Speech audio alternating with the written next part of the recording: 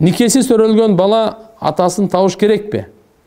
Анан баккан апасынбы же төрөгөн апасын караш керекпи? Төрөгөн апасы баласын такыр ойлонбойт. Эми никесиз төрөлүп калган бала кандай болбосун, ошо ата энеси болсо, ошонун баласы болот да баары бир. Башка бирөө багып алган чакта деле кичинекей бир күндө кезине, бир айлык эмес, бир күндө кезинен багып алса дагы, бунун атасы бөлөк, апасы бөлөк.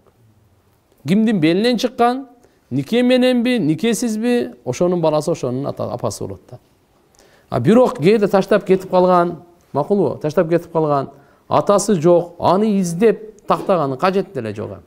Баланы багып неме кылсынар. Эгерде азыркы сиздин сурооңуздай апасы, баккан апасыбы же төрөгөн апасыбы деп, эгер бала чоңоюп калган болсо, баягы төрөгөн апасы ошол апа болот баары бир. Эми бакпай койгонуна, тарбия кылбай койгонуна, карабай койгонуна күнөөсү өзүнчө жазылат. Багып алган апасы ага сооп өзүнчө жазылат. Бирок экөө тең буга баары бир апа.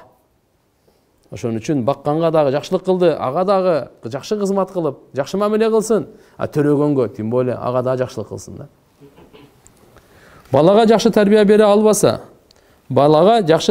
албаса, ахиретте бала ата энеге доо кылабы? Доо кылат. Куранда айткан: "Я юхалладина аману ку анфусакум ва ахликум нара." Эй имандуулар, үй бүлөңөр, өзүңөрдүн жаныңарды жана үй бүлөңөрдү дозоктун отунан куткаргыла. Имам Газали рахматуллахи алейхи айтат, бунун мааниси үй бүлөңөргө диндин таалимин бергиле. Аял бала чакаңызга дин таалимин бербесеңиз, бергениңиз дозоктун отунан куткарганыңыз. Бербегениңиз дозокко салып бергениңиз. Ошон үчүн үй бүлөгө сөзсүз буга маани бериш керек. Баял чака буларга доо кылат болгон.